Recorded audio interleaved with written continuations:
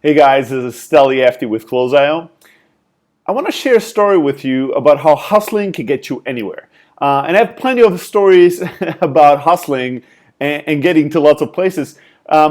So let's see, we might record a bunch of them moving forward. But today I want to share a really special story with you. I want to share the story of a guy that hired himself as an intern at a startup and then worked his way up to becoming a co-founder at that startup. So, this is a few years back. It was my first startup in Silicon Valley. I'd sold everything I had. I bought a one-way ticket. I came to Silicon Valley to build what I thought would be my legacy in life and a billion-dollar business and something that would change the world. And I was working tirelessly day and night on that startup. After about a year or two, I got in contact with a young guy back from Europe who was really interested and really supportive of what we were trying to do. He would comment on all our blog posts. He would constantly give feedback about our product. He would constantly be engaging.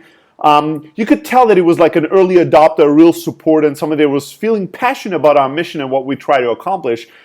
And after a few of these exchanges, we started exchanging emails, and eventually we jumped on a Skype call, I think, because he wanted to give me some feedback on the product, and we went back and forth, and I learned more about his background and his passions and why he was supporting us. And then eventually, towards the end of the Skype call, I wasn't thinking about anything in particular. He asked me, he says, Steli, are you guys really busy right now? Do you have lots of work to do? And you ask that to an entrepreneur. The only possible and plausible answer is yes. I was like, yeah, we're totally busy. There's so much to do. Oh my God, it's crazy. And he said, oh, all right, that's interesting. We hang up the Skype call, and about 2 or 3 weeks later, I get an email from that same guy. I open that email. The email basically says, hey, Steli, I hope you're having a great day. I decided to drop out of my studies, buy a ticket, and come to San Francisco to work for you. My flight is arriving tomorrow morning at 11 a.m. at SFO, and I would appreciate if you could pick me up or at least give me the address of the office so I can come directly to work. Wow, right? So this guy totally hired himself and didn't ask for salary, didn't ask for permission, because asking for permission is for suckers. Let's face it. If you really want to move things, you want to make things happen in the world, you go make them happen, and if you have to, you ask for forgiveness, but you never ask for permission. Permission is for suckers. So this guy was clearly not a sucker. And what do you say as an entrepreneur, CEO, startup person, if somebody takes the risk to drop out of school and buy a ticket and fly to the US to come and work for you, no questions asked, no demands made?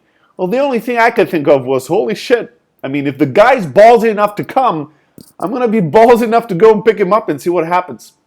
So I went and picked him up from SFO, and he basically started as an intern at our company, willing to do whatever it took to move our mission and vision forward. And this guy worked day and night. This guy pushed me to work harder, to accomplish more. He made me feel bad about my working hours, and I already work crazy hours. And the crazy thing, the most interesting thing about this guy's hustle was that, there were a few more senior people in the team that didn't have the co-founder status, and they would constantly complain about it and demand it and go on walks with me and saying, I really should be a co-founder. I think I really deserve it. This guy never asked for money, never asked for equity. I had to offer it to him. Never asked for anything. He just worked his ass off, and he got better and better and better and better at it.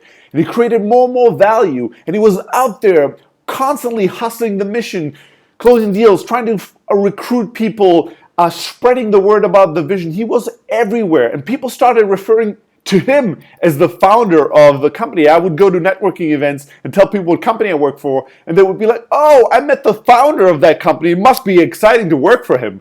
Wow, right? So many entrepreneurs, many CEOs and founders might not have felt that great about that because of their ego, but I actually loved it. I didn't give a shit if people knew who I am or who the co-founder was or whatever, who got credit for anything. I was just amazed and grateful that I had a guy that really fucking hustled and worked with me and helped me move the mission forward of the business. So eventually and naturally, organically, he worked his way up until it was natural to consider him a co-founder. and without ever having to negotiate. And that's really the power of the hustle. That's really the attitude I want to share with everyone out there. If you want something, go out there and get it and work hard at it and create value and more value until it's undeniable, until what you deserve will come to you. Instead of always holding back and saying, well, I would do more if I only had the title. I would do more if I only got a job offer from these guys. No, that guy didn't do that. He came here, started as an intern, worked his way up to a co-founder, and never ever asked for anything or waited for permission. He just went ahead and took what he wanted and created the value to deserve it. Today, he's a super successful CEO of his own right, running his own startup. He's a very, very good friend of mine, somebody I truly respect and value. And that's a story that I cherish and I share it again and again and again. I just shared it a few months ago at a conference back in Europe. And I had at least 20 people come after the conference to me and say, if I buy a ticket and show up at your doorstep, then don't be surprised because I'm going to totally do that too now that I heard that story. And I challenged all of them. I said, well, if you show up, I'll find you a place, either in my company or somebody else's company. If you have the balls, girls or boys, if you have the courage to come, I'll help you out. You know what? 4 months later, still nobody has showed up. It takes a lot of courage, and it takes a certain kind of attitude to do it, but you don't need any qualifications, you don't need any special talents. All you need is courage. All you need is a special kind of attitude, the attitude of hustling to create and accomplish almost anything in life.